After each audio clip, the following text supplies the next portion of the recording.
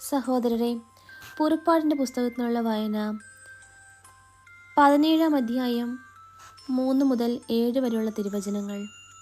ദാഹിച്ചു വലഞ്ഞ ജനം മോശയ്ക്കെതിരെ ആവലാതിപ്പെട്ട് ചോദിച്ചു, നീ എന്തിനാണ് ഞങ്ങളെ ഈജിപ്തിൽ നിന്ന് പുറത്തേക്ക് കൊണ്ടുവന്നത്? ഞങ്ങളും കുട്ടികളും കന്നുകാലികളും ദാഹിച്ചു ചാകട്ടെ എന്ന് കരുതിയാണോ? മോശ കർത്താവിനോട് നിലവിളിച്ചു പറഞ്ഞു, ഈ ജനത്തോട് ഞാൻ എന്താണ് ചെയ്യുക? ഏറെ താമസിയാതെ അവർ എന്നെ കല്ലെറിയും. കർത്താവ് മോശയോട് അരുളി ചെയ്തു, ഏതാനും ഇസ്രായേൽ ശ്രേഷ്ഠന്മാരുമൊത്ത് നീ ജനത്തിൻ്റെ മുൻപേ പോകുക. നദിയുടെ മേൽ അഴിക്കാൻ ഉപയോഗിച്ച വടിയും കയ്യിലെടുത്തുകൊള്ളുക. ഇതാ നിനക്ക് മുൻപിൽ ഹോറേബിലെ പാറമേൽ ഞാൻ നിൽക്കും. നീ ആ പാറയിൽ അടിക്കണം. അപ്പോൾ അതിൽ നിന്ന് ജനത്തിന് കുടിക്കാൻ വെള്ളം പുറപ്പെടും. ഇസ്രായേൽ ശ്രേഷ്ഠന്മാരുടെ സാന്നിധ്യത്തിൽ മോശ അങ്ങനെ ചെയ്തു. ഇസ്രായേൽക്കാർ അവിടെ വെച്ച് കലഹിച്ചതിനാലും കർത്താവ് ഞങ്ങളുടെ ഇടയിൽ ഉണ്ടോ ഇല്ലയോ എന്ന് ചോദിച്ചുകൊണ്ട് കർത്താവിനെ പരീക്ഷിച്ചതിനാലും മോശ ആ സ്ഥലത്തിന് മാസ എന്നും മെറീബ എന്നും പേരിട്ടു. നമ്മുടെ കർത്താവായ മിശിഹായ്ക്ക് സ്തുതി. സഹോദരരെ, വിശുദ്ധ യോഹന്നാൻ എഴുതിയ സുവിശേഷം 4-ാം അധ്യായം 5 മുതൽ 42 വരെയുള്ള തിരുവചനങ്ങൾ. സമരിയായിലെ സിക്കാർ എന്ന പട്ടണത്തിൽ അവനെത്തി. യാക്കോബ് തൻ്റെ മകൻ ജോസഫിന് നൽകിയ വയലിനടുത്താണ് ഈ പട്ടണം. യാക്കോബിൻ്റെ കിണർ അവിടെയാണ്. യാത്ര ചെയ്ത് ക്ഷീണിച്ച യേശു ആ കിണറിൻ്റെ കരയിൽ ഇരുന്നു. അപ്പോൾ ഏകദേശം 6-ാം മണിക്കൂറായിരുന്നു.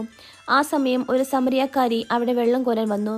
യേശു അവളോട്, എനിക്ക് കുടിക്കാൻ തരിക എന്ന് പറഞ്ഞു.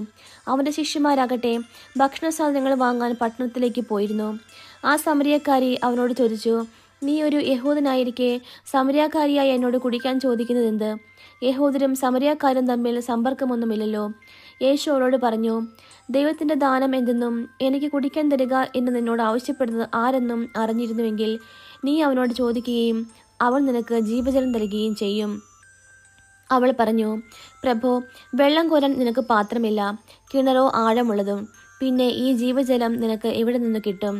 ഈ കിണർ ഞങ്ങൾക്ക് തന്ന ഞങ്ങളുടെ പിതാവായ യാക്കോബിനേക്കാൾ വലിയവനാണോ നീ? അവനും അവൻ്റെ മക്കളും കന്നുകാലികളും ഈ കിണറ്റിൽ നിന്നാണ് കുടിച്ചിരുന്നത്. യേശു പറഞ്ഞു, ഈ വെള്ളം കുടിക്കുന്ന ഏവനും വീണ്ടും ദാഹിക്കും. എന്നാൽ ഞാൻ നൽകുന്ന വെള്ളം കുടിക്കുന്നവന് പിന്നീട് ഒരിക്കലും ദാഹിക്കുകയില്ല. ഞാൻ നൽകുന്ന ജലം അവനിൽ നിത്യജീവനിലേക്ക് നിർഗളിക്കുന്ന അരുവിയാകും. അപ്പോൾ അവൾ പറഞ്ഞു, ആ ജലം എനിക്ക് തരിക. മേലിൽ എനിക്ക് ദാഹിക്കുകയില്ലല്ലോ. വെള്ളം കോരാൻ ഞാനിവിടെ വരികയും വേണ്ടല്ലോ. അവൻ പറഞ്ഞു, നീ ചെന്ന് നിന്റെ ഭർത്താവിനെ കൂട്ടിക്കൊണ്ടുവരിക. എനിക്ക് ഭർത്താവില്ല എന്ന് ആ സ്ത്രീ മറുപടി പറഞ്ഞു. യേശു അവളോട് പറഞ്ഞു, എനിക്ക് ഭർത്താവില്ല എന്ന് നീ പറഞ്ഞത് ശരിയാണ്. നിനക്ക് 5 ഭർത്താക്കന്മാരുണ്ടായിരുന്നു. ഇപ്പോഴുള്ളവൻ നിന്റെ ഭർത്താവല്ല. നീ പറഞ്ഞത് സത്യമാണ്. അവൾ പറഞ്ഞു, പ്രഭോ, അങ്ങ് ഒരു പ്രവാചകനാണെന്ന് ഞാൻ മനസ്സിലാക്കുന്നു. ഞങ്ങളുടെ പിതാക്കന്മാർ ഈ മലയിൽ ആരാധന നടത്തി. എന്നാൽ യഥാർത്ഥമായ ആരാധനാ സ്ഥലം ജെറുസലേമിലാണ് എന്ന് നിങ്ങൾ പറയുന്നു. യേശു പറഞ്ഞു, സ്ത്രീയെ, എന്നെ വിശ്വസിക്കുക. ഈ മലയിലോ ജെറുസലേമിലോ നിങ്ങൾ പിതാവിനെ ആരാധിക്കാത്ത സമയം വരുന്നു. നിങ്ങൾ അറിയാത്തതിനെ ആരാധിക്കുന്നു, ഞങ്ങൾ അറിയുന്നതിനെ ആരാധിക്കുന്നു. എന്തെന്നാൽ രക്ഷ യഹൂദരിൽ നിന്നാണ്. എന്നാൽ യഥാർത്ഥ ആരാധകർ ആത്മാവിലും സത്യത്തിലും പിതാവിനെ ആരാധിക്കുന്ന സമയം വരുന്നു. അല്ല, അതിപ്പോൾ തന്നെയാണ്. യഥാർത്ഥത്തിൽ അങ്ങനെയുള്ള ആരാധകരെ തന്നെയാണ് പിതാവ് അന്വേഷിക്കുന്നതും. ദൈവം ആത്മാവാണ്. അവിടുത്തെ ആരാധിക്കുന്നവർ ആത്മാവിലും സത്യത്തിലുമാണ് ആരാധിക്കേണ്ടത്. ആ സ്ത്രീ പറഞ്ഞു, മിശിഹ ക്രിസ്തു വരുമെന്ന് എനിക്കറിയാം. അവൻ വരുമ്പോൾ എല്ലാ കാര്യങ്ങളും ഞങ്ങളെ അറിയിക്കും. യേശു അവളോട് പറഞ്ഞു, നിന്നോട് സംസാരിക്കുന്ന ഞാൻ തന്നെയാണ് അവൻ. അവൻ്റെ ശിഷ്യന്മാർ തിരിച്ചെത്തി. അവൻ ഒരു സ്ത്രീയോട് സംസാരിക്കുന്നത് കണ്ട് അവർ അത്ഭുതപ്പെട്ടു. എന്നാൽ എന്ത് ചോദിക്കുന്നെന്നോ എന്തുകൊണ്ട് അവളോട് സംസാരിക്കുന്നെന്നോ ആരും അവനോട് ചോദിച്ചില്ല.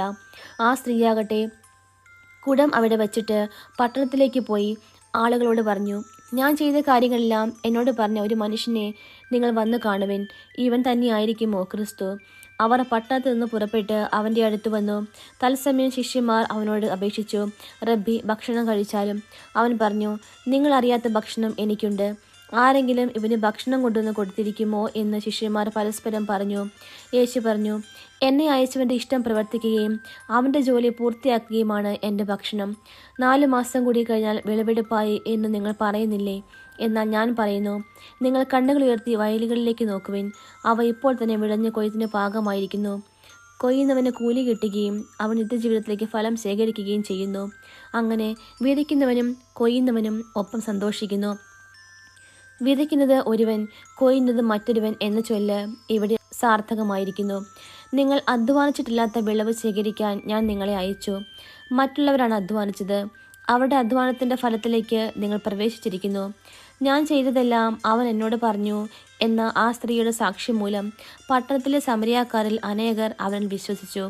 ആ സമരിയാക്കാർ അവൻ്റെ അടുത്ത് വന്ന് തങ്ങളോടൊത്ത് വസിക്കണമെന്ന് അവനോട് അപേക്ഷിക്കുകയും അവൻ 2 ദിവസം അവിടെ താമസിക്കുകയും ചെയ്തു.